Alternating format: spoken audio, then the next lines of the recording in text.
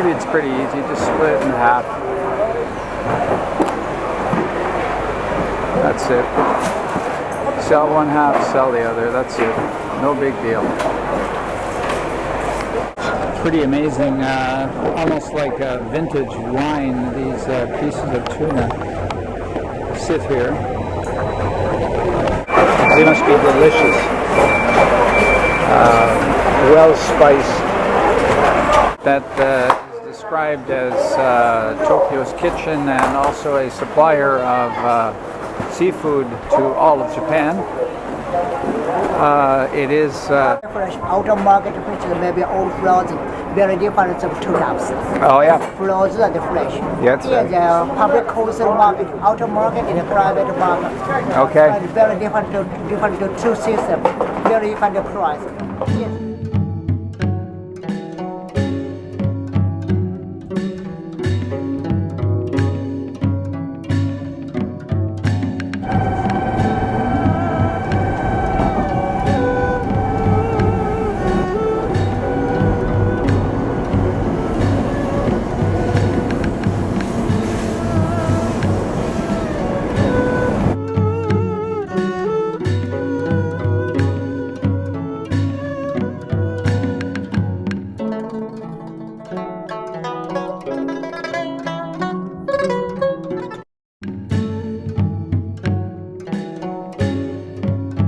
Today I started up here, right here at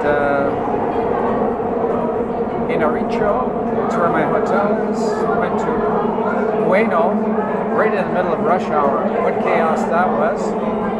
And I followed that right down here to Tsukiji, where I'm now. And this is where the fish market was. And it is right here, down by the water. The area around the fish market is called Tsukiji, and that also is the name of the fish market. If you love seafood, a visit to Tsukiji Fish Market in Tokyo, the world's largest, would be a high priority. This market, after all, provides some of the best tuna to a country that gave sushi to the world. The Japanese have always been and will continue to be great lovers of seafood. There appear to be fish everywhere, as far as the eye can see. And these are, unlike other parts of Southeast Asia, superbly packed in ice. Here's a fresh octopus getting it once over.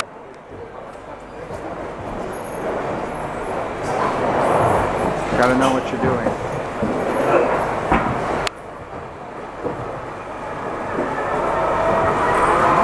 Or maybe it's pretty easy, just split it in half. That's it. Sell one half, sell the other. That's it. No big deal. Here's some more of those adorable sea creatures.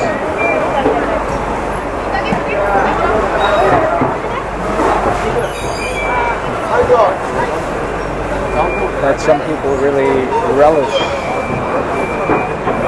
I don't, unfortunately, have to be in that crowd, but they are colorful. I thought the seafood in British Columbia was fresh looking and brightly red, but this is just as nice. We talked about sushi. How about this tuna? Ooh. Lovely stuff, lovely stuff. This just has a very, very expensive sushi look about it.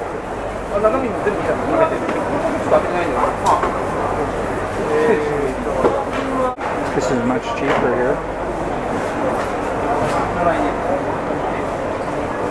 But you're talking about the heads, aren't you? Yep, that's the heads. What do you do with the heads? Mount them and put them over the fireplace. Again, just the color of this stuff is unbelievable. Just beautiful, beautiful, beautiful. Wow.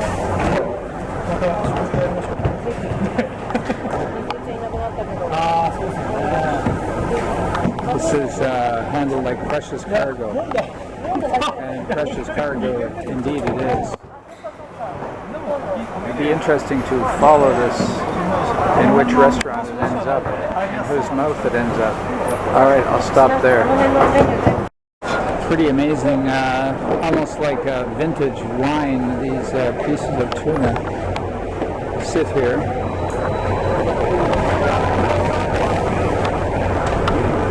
Precious cargo.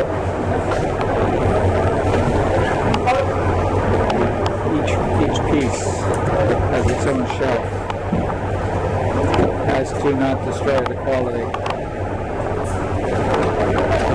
Get the idea that this is really, really valuable stuff.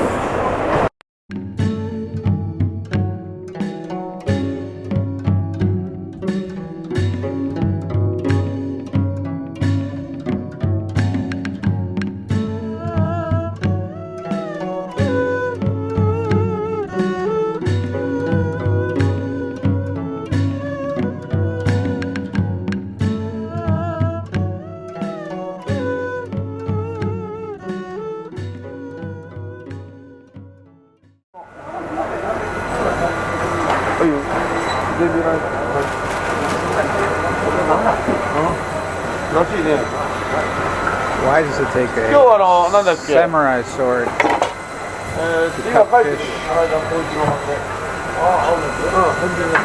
Guess it just does a better job.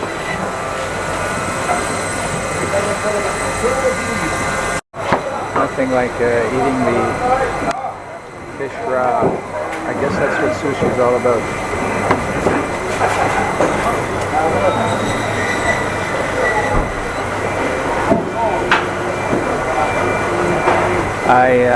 I'm still hoping to find a little restaurant that sells this stuff. Be nice to try it. Here's what you do with frozen tuna. It's almost like woodworking.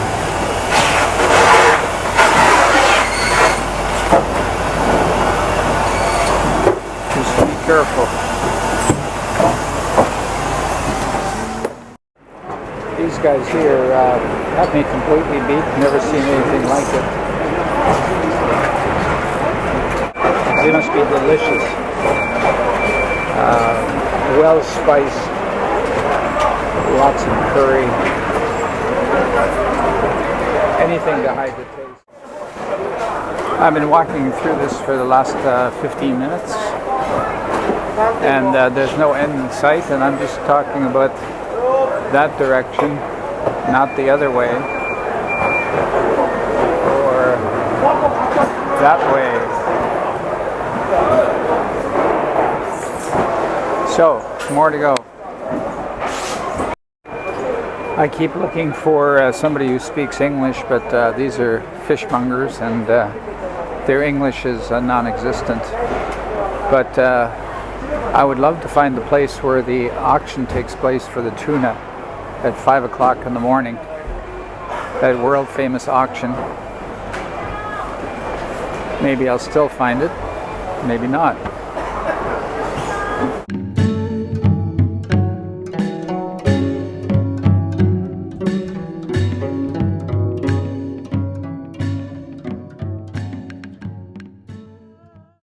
One of the biggest parts about being a fishmonger is cleanliness and keeping things refrigerated.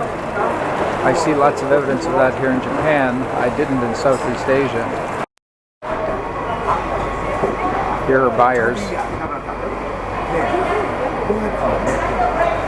checking out the quality.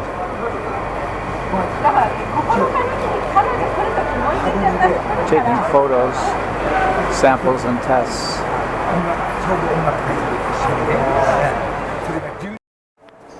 Here's a closer look at the beasts of burden in the fish market. The operator just stands right there, huge steering wheel. Car goes back here. There are hundreds of them.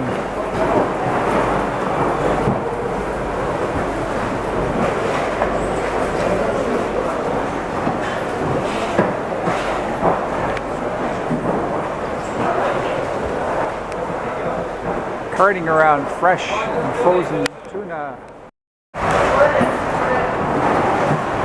This is all how it gets packaged and shipped off to various restaurants and food chains. After about 20 minutes of walking through C6, I realized this is almost like a city. C7 is across there, and it goes way down here. You could spend a lot of time here. It's 10 o'clock, and it's obvious that things are wrapping up here. But they do get going at the crack of dawn. Still haven't found anything that would resemble a place where they would auction off the tunas. Haven't found a little restaurant either. That all these people have got to eat somewhere. Where do they eat? Can't ask anybody. Nobody speaks English. So like the metro, it's hit and miss.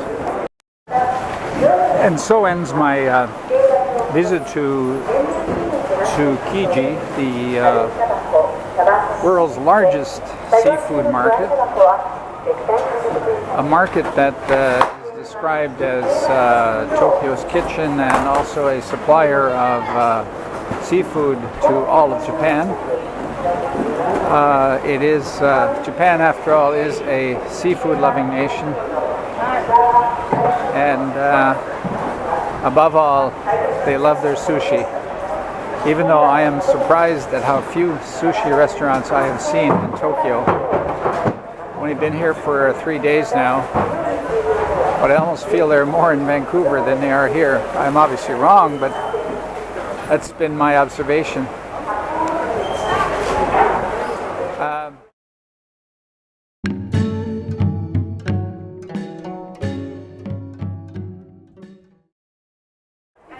Another restaurant on the edge of the market serving sushi.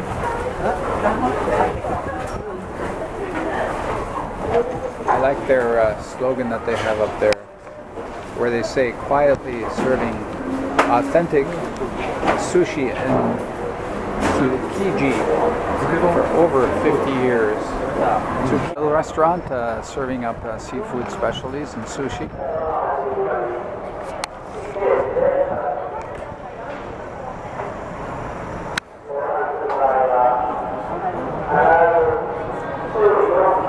I see why people are lining up here because the prices are 1,000 something. Over there at the other restaurant it was 2,000. So yeah, that would be worth lining up for.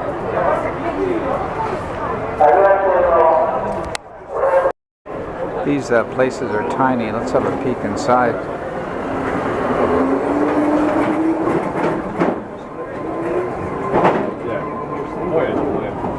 Tiny, tiny, tiny. Wow, and there's the tuna. Put the curtains aside. Tiny. Another big line up here.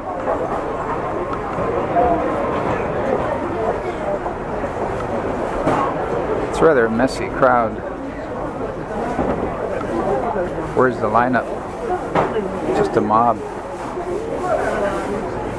Let's take a peek inside here.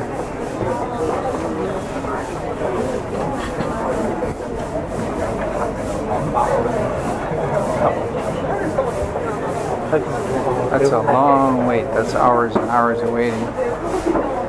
But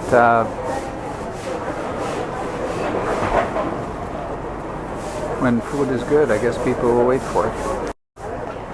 Over here, the next one. No lineups.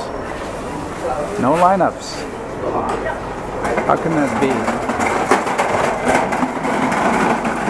Empty tables.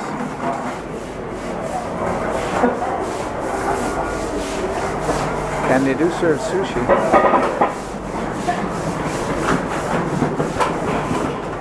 Hard to believe the difference. Those empty tables are probably explained by the prices.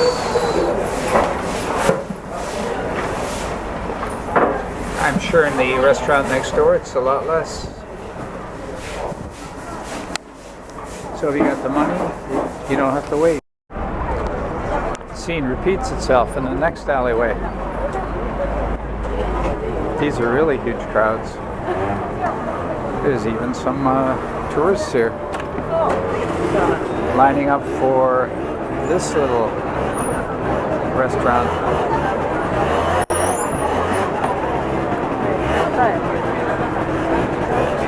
Yeah, these prices are cheaper.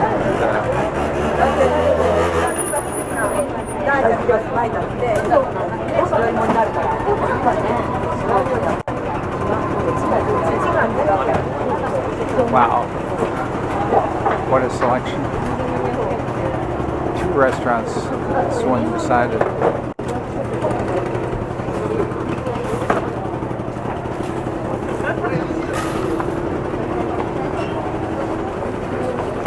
Nice display.